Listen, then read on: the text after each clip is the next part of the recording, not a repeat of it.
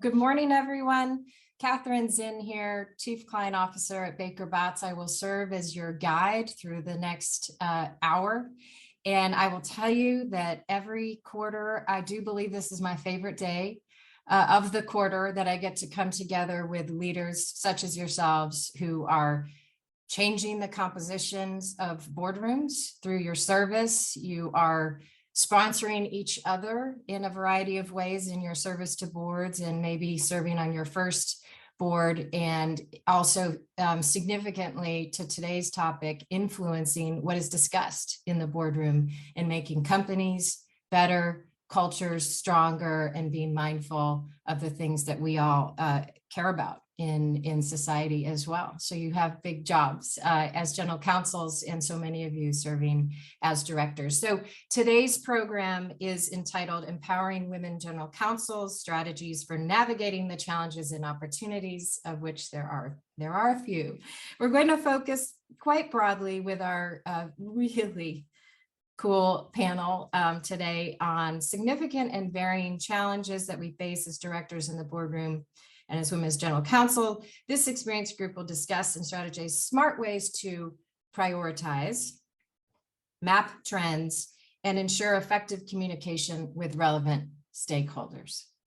That's a big topic. And just to give you a sense of how we're going to use our time together, we will, after some introductions, we will have a panel discussion until 8:35.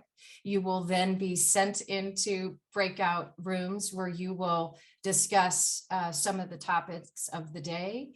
And then we will break at 8:50. You will come back out of those rooms. There will be a brief discussion highlighting some of what was heard in and discussed in your breakout rooms, with some important closing comments from Lisa. So with that, I am going to ask if I could indulge you for just another moment before, as I introduce myself a little bit further in the ways in which I hope to be of service to you, along with, I'm joined by 6 partners from Baker Botts as well, who some of you will meet in the breakout rooms. So I want to introduce myself because while I have the great privilege of serving in some leadership roles at Baker Botts, I'm not a lawyer. I do, however, serve on advisory boards of nonprofit and for-profit companies, as do all of you. But that's not what I wanted to tell you. I wanted to tell you that I am deeply committed to changing the composition of the boardroom. And therefore, I do have the privilege, no fee, just focusing on you, friends of the firm, in helping you get on perhaps your first board, and placing directors on public and private company boards, and frankly, with an emphasis on women. That's kind of what I, quite by accident, but and I'm just delighted that I've become known for. So after these programs, my LinkedIn blows up and it makes my day. So I hope you will connect with me and send me your board bios so that we can start to get to know each other and connect. Lastly, about Baker Botts, if you're not familiar, we're a law firm, global, in all the right financial centers around the world, focusing on tech and energy, with the majority of our work being done in those 2 sectors. What I'm most proud of is we are setting an example in diversity in our leadership. And I am joined by our 3 largest global departments are run by women. And 2 of us have joined them. 2 of them have joined us today. Bridget Moore in our litigation and disputes arena, Samantha Crispin, global head of our corporate group. So thank you for listening to my impassioned commitments to you. And now I'm going to hand it over to do brief introductions for the panel from Shawnte, Lydia, and Hope. And Shawnte, I'm going to start with you with an introduction, if you would. Sure. My name is Shawnte Mitchell. I am the Chief Legal Officer of a small biotech company called Genomatica. We're a private company based in San Diego, and we are in the sustainability climate change space, where we use bacteria and sugar to make chemicals that you're used to seeing and touching every day, from plastics to nylons to spandex, things that go in your ingredients in your lotions, we can make those chemicals using sugar and bacteria. This is my first foray into private company land. Previously, I've been at a number of medium-sized pharma life sciences companies that are publicly traded, and now I'm in this space. And we're so glad to have you joining us this morning, particularly to provide now that private company perspective, because so many women are seeing that their first director seat is going to be on a private company board, which is a ramp to other opportunities. So thank you. And over to you, Lydia. Well, thank you, Catherine and Lisa. I want to thank you both for including me in this panel. You're some of my favorite people, and it's always a good occasion to connect. I had a long legal career at Chevron Corporation. I saw Mary Frances log in. She can probably get you up to date now, but I worked there many years and ended up as a corporate secretary and a chief governance officer. I retired from Chevron 8+ years ago now. It's hard to believe, and have spent my years since doing some advising of corporations and boards on corporate governance, doing some board evaluations, and serving on corporate boards. I currently serve on 2 corporate boards. One is in the renewable energy space, entirely a Silicon Valley company called Ametis, where I chair the governance, compensation, and nominating committee. And the other is a natural gas producer in Pittsburgh, Pennsylvania, the largest producer of natural gas in the United States, called EQT Corporation. And I'm very excited to tell you that I have the privilege of chairing a board of 11 people, 6 of whom are women. So we are and we have one non-Caucasian. So we have a very, by all standards, a very diverse board, but certainly in the energy business. I've served on 2 other corporate boards, both of whom have disappeared by acquisition. One was a small a specialty insurance company for a short time, and the other was a railroad, Kansas City Southern, which I just stepped off of as they were acquired in April.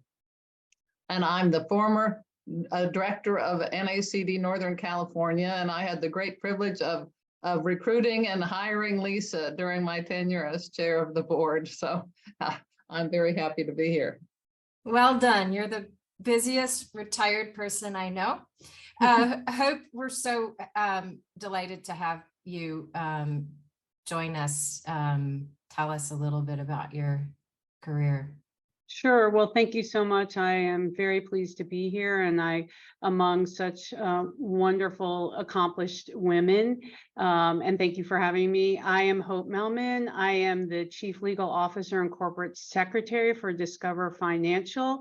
Many of you probably recognize our Discover card. We also have Diners International and the Pulse Network. We're a digital bank with headquarters in the Chicago area. I've been here about 7 months. I was previously General Counsel and Corporate Secretary for Bank of the West, which is now BMO. And I was also Corporate Secretary for BNP Paribas USA, which is located in New York. And prior to that, I was Chief Governance Officer and Corporate Secretary at Regions Financial Corporation in Birmingham, Alabama.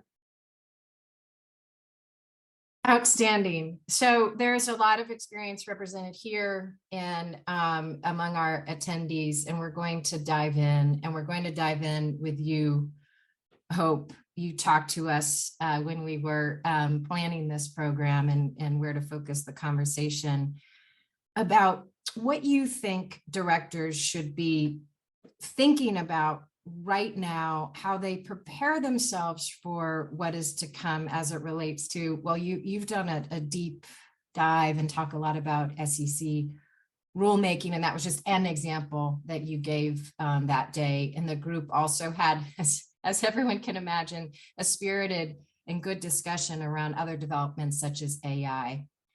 So start us off, ground us, tell us what we should be thinking about. Sure. So as you know, there's a lot of activity at the SEC these days. And, as directors, I would advise that in order to fulfill your oversight responsibilities, that you should be looking at your management functions to see if they have performed or if they're going to perform a gap analysis on the company's reporting processes that are really based on the most onerous possible SEC disclosure requirements. And the reason why I say that is because you have to be forward-looking, be prepared, and make sure your company is also not waiting until the end, that they start looking at this now and seeing if there are gaps. And I'll give you an example. The climate rule proposal includes disclosures for Scope 1, Scope 2, and Scope 3 emissions. And although many companies are hoping that when the final rule is published, that they'll pull back on Scope 3 and only require Scope 1 and Scope 2, you can't really count on that. So I think doing that full gap analysis and making sure management is doing that is really important. I would say, to a company that one of the questions as directors that you should be asking is whether the internal groups are setting aside budgets for this worst case scenario, or even doing this gap analysis and being prepared. And to make sure that they are, looking at internal staffing and external resources that can help support the implementation of these rules when they come out. And it's really important that the company has the foresight to see that they have the right people and processes in place, which include both internally and externally. And again, I have to emphasize this again, you don't want to wait until the final rule is published. And then I would say, look at what other steps management has already taken to prepare. So I'll give you an example, is if a company is already collecting data or some of the data that might be required for the upcoming, I'm going to keep using climate change because it's the easiest one for me to use as an example. Has management started reaching out to external firms who might be needed to assure this climate data and to make sure that it's accurate and that it's not just being put out there. For general counsel, that's very important to me, to make sure that the accuracy of the data is there and that somebody else is assuring that. And you may want to have some of these companies lined up because there are only a limited number of them out there. And as a director, you know this as part of your fiduciary duty, that you should be challenging management and asking these types of questions. I'd then say, for the board, you should determine whether your board has the appropriate skills and expertise that is necessary to oversee these topics that are proposed by these rules, and other topics such as AI. And, it may or may not be necessary to have a director who is an all-in direct expert on a particular topic. But if you don't have that, you definitely need to have a director or one or two directors who have some level of expertise with the topic, so that they can understand what management is presenting to the board and they can challenge and provide effective challenge, and to make sure that they're fulfilling their fiduciary duty. I would say one piece of advice that I would give is that when the NomGov committee is looking at the current skills on the board, they should also be looking at the levels of those skills. And what do I mean by that? Many times companies send out a skills matrix. They ask their directors to check what skills they have. What you get in return is just people checking boxes. But I think it should go beyond simply checking the boxes, and that the NomGov committee should really be engaging the skill level. And what I mean by that is when you send that skills matrix out, that you should be asking directors, do they have moderate experience, limited experience, extensive experience? Because that would help the board determine whether or not they need to beef up in a certain skill. Are they appropriately skilled? So, that would be one piece of advice I would give directors, to go back to your NomGov committee and say, maybe we can level those skills and we can gauge them. There are differing opinions when it comes to having single issue directors. There are opinions that it's generally not advisable to have a single issue director on the board. And the reason for that is because sometimes when you have a single issue director, the rest of the board will look to that person for their expertise, which is fine. But you also have to keep in mind that it's the entire board's responsibility to oversee the company. And at the end of the day, you need to have the right mix of people who can best oversee the company. And then one other thing that I want to point out is don't forget about your investors. So certain investors will have expectations that may differ from the SEC proposed rules. And these investors may want companies to take positions that are not covered by the final rules. And so you should understand what these expectations are from your investors, and you can look to management to make sure that they're updating you that. So you can determine as a company or as board oversight whether or not you should be aligning yourself with the shareholder expectations or being able to explain why it's not right for your company. So again, going back to the climate change, if the scope 3 emissions are dropped from the final SEC rule, there may be investors who still want you to have this disclosed. So regardless of where your company goes or the board determines it should go, it's definitely important to keep those perspectives in mind. And then in addition to investors, you should also keep in mind the viewpoints of your other stakeholders. I mean, you all know this, your customers, your employees, and the communities that you serve. And then I'm going to end with one last piece of information as it relates to the incredible growth of AI. So the SEC has really made it clear that inexperience with AI subject matter will not really excuse a board's obligation to manage its risk, even in the technical areas. And given the rapid evolution and adoption of these AI technologies, boards should be thinking now of setting up the right oversight processes, committee responsibilities, board training, and board reporting, just to start getting a handle on AI risk and opportunities as they relate to your companies, if you haven't done that already. Because as we know, the issues are only going to increase in scope. So with that, I'll stop. Oh, thank you for that. That was rich and good fodder for breakout discussions. I hope picking up on the emergence of AI and other fast-moving trends, if you might share your perspective on the same and other things that you see and experience also at an earlier stage company. Me? Oh, Shawnte. Yeah, I'm so sorry. It's No worries. early. The good news is I have 2 cups of coffee, so it's going to get better. Yeah.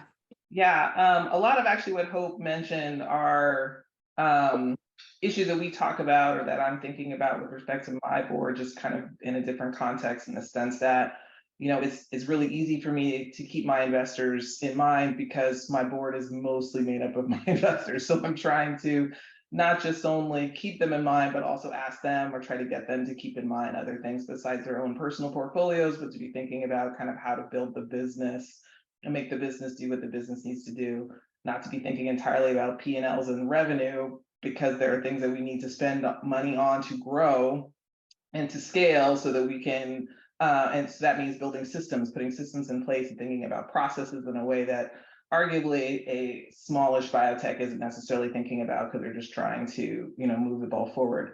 AI is particularly important to us, and the climate rules are particularly important to us. We are, again, a small biotech company, and we want to run really, really fast. And my advice, both to my management team and to the business, as well as to our board, is to maybe perhaps let's slow it down. Let's think about it. Let's get our arms around what this is. We don't want every scientist to be downloading GPT onto their phones and starting to do their own scientific research because this AI is available. And so having to slow people down and get them to thinking about the risk that this could have on the business, and particularly our IP, because our IP is where our value is. And so if it's on the interweb, then that's very difficult to protect that IP. So I find my perspective as the general counsel, chief legal officer, as well as the corporate secretary sitting with the board, is to kind of get them to slow down and to think more broadly than the day-to-day, the immediate issues, to the extent that we can, and how that impacts. Shawnte, I'm going to interrupt, which I wasn't planning on doing. Sure. How do they react to your recommendation in that regard? so So it far? is a slow process. This is about introducing these little nuggets into the board materials for them to read, and then finding an opportunity in which to slow down and to stick on a page, for example, that's in the board materials, so that they will take a minute to think about it. When I'm talking, doing my legal update on what's going on, again, giving them a bullet or a nugget to introduce to them to say, oh, this is something that we're thinking about, and at least giving them an opportunity to ask questions when, had I not presented this to them and when it wasn't being presented before, they would not have asked those questions. Board meetings were an hour on the financials as opposed to taking some time to talk about other things that might impact the long-term growth of the business. Right.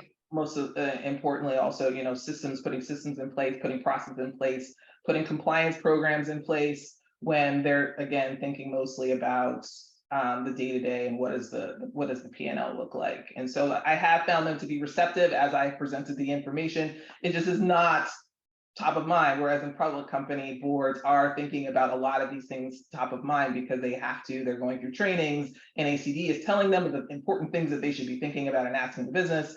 And a lot of these directors are not necessarily going to any of those trainings. And so I do have to take an additional step to provide them with the information that they should be thinking about beyond their own portfolios. Thank you for your candor. I interrupted. Please continue. And so those are kind of the highlights or the juicy things that I'm trying to get my boards to be paying attention to, and get the business, quite frankly, to be paying attention to. Compliance being, again, an important one, and having compliance procedures and processes in place, which was not top of mind. And also board diversity. Again, a lot of my directors are the investors, the largest investors of the business, who don't tend to be a very diverse cast of characters. And so getting them to be thinking about diversity, particularly in the context of if they're talking about, we were talking about IPOing at one point and saying, oh, well, if we're trying to do this, then we need to be thinking about these other things and perhaps we weren't thinking about before. So that has given me another, to your question, entree into being able to get things on the agenda that perhaps they weren't originally thinking about because there are aspirations of doing bigger things later.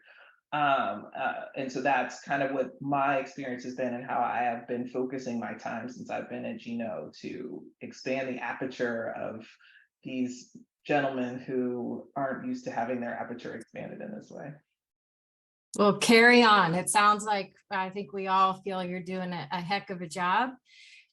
Lydia, as you listen to both Hope and to Shawnte, appreciate your perspectives on what they shared, and also, you have had a significant exposure to different environments and boards, and as time progresses in our meeting, you started talking about really what you think directors should be focused on.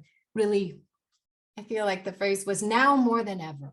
And then you shared some really meaningful thoughts about that and how things are changing. And again, culture was one of the themes I remember hearing from you. But talk to us. Oh, there are so many things I could say. So much to say, so little time. I'm sure people are happy that there's a time limit. I did want to react to a couple of things that Hope said. And she did talk a lot about the climate disclosure, which was totally on point. And there are a lot of things to worry about in the processes that companies have. I guess the one big picture thing I always get back to is, one of the things that boards really struggle with is time management and not having enough time. And I really have to emphasize the importance of using board committees, to do some of these things. And I think for many companies, the climate disclosures and the oversight of that process and how people are going to, getting into the nitty-gritty of that as a director overseeing what the company is doing, I hope a lot of that is done in committees, because there's just a limit to the amount of time you could get for directors to serve on these boards, and you really have to try to focus the board activities at the high level. Everybody. Well, I guess big picture, one of the things I think is most important for for directors to do at the board level is keeping the long term in mind, the big picture strategy. And of course, Shawnte talked about the hour they spent on financials. All the public companies are worried about their quarterly reports. We all call in and listen to the, the quarterly earnings calls. But really, directors' jobs are to look into the future. And I think now more than ever, that is really important. We talked about AI and putting your guardrails around the use of AI and what that's done. But we also have to be thinking about what jobs are going to be eliminated by AI and what is going to be the next generation of the workforce. What are they going to be doing? If we have people that are going out and checking on operations, can this be done remotely more than it is now? I mean, all the things that AI can do. Do we need people? How many lawyers do we need? Do we need contract lawyers, or can that be done by AI? And one of the things you mentioned, culture. I mean, I think companies, it's important for companies to set a culture and maintain it. And you see some of the best companies in my view, the best public companies really have an ownership of culture starting from the top, and the CEO and the board setting the culture. And that's how you really drill in some of the ethical behaviors that you want from people, and really focus on that. But as we have a more and more remote workforce, how do you maintain that culture? I mean, that is certainly something we're struggling with at the company that I chair, because we have a young workforce. We have a youngish management compared to the board. And we have many people that have not come back after COVID and don't intend to, because we have an entirely remote policy to the extent that people can do that. But how do you maintain a culture when everybody is online? I mean, you have your own instant messaging on your own platform and your own way to do meetings, but still, when you don't see people. And now we're dealing not only with the millennials, but the next generation down, who have an entirely different expectation for work than people, the boomers of us had. And, I see it in my children. I see it in the new employees we have. The amount of commitment to their careers is just different. And how are we as corporate leaders going to embrace that and bridge the gap? I think those are some questions we deal with. As Shawnte is in biotech, Hope is in kind of fintech. I'm mostly in the energy business, and we spend all this time on the energy transition, and we hear all this about decarbonizing the world, yet the use of oil is more now than it's ever been in history.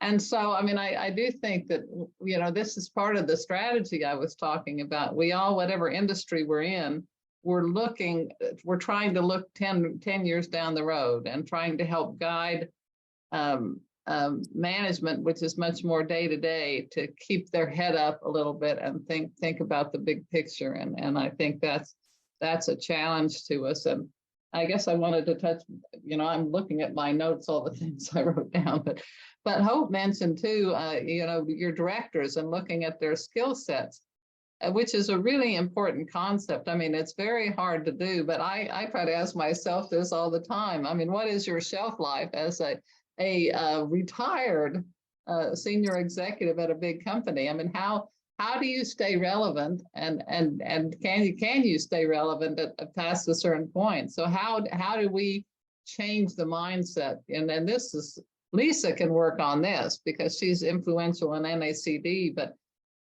people get on boards and they like it and they try to stay relevant. We all go to director education. We all try to figure out what directors are supposed to do and read the Wall Street Journal, all these things. But how do you stay up to date? And at what point does Hope's questionnaire about, are you, some exposure, moderate exposure expert, how do how do you kind of keep churning directors in a productive, appropriate way, and keep some refreshment on boards? And so I think those of you that touch the governance committee, even one or two new people changes the dynamic of a board. So don't lose your dedication to that. Catherine, keep on working, because one woman brings another, and you do get a little different dynamic. And so that's something for all of us to keep working on. And to the extent we have the opportunity to bring other people of a different perspective, doesn't have to be women, doesn't have to be visibly diverse, but as you have opportunities to expand your board, try to bring somebody with a slightly different perspective to add richness. Because truly, if you get a good group of people around the table, all willing to share, their thinking and why they think that way, you usually get a better decision. Okay, I'm rattling on, sorry. You're I think preaching to the choir here, and I experience everything that you're saying, frankly, at my own organization.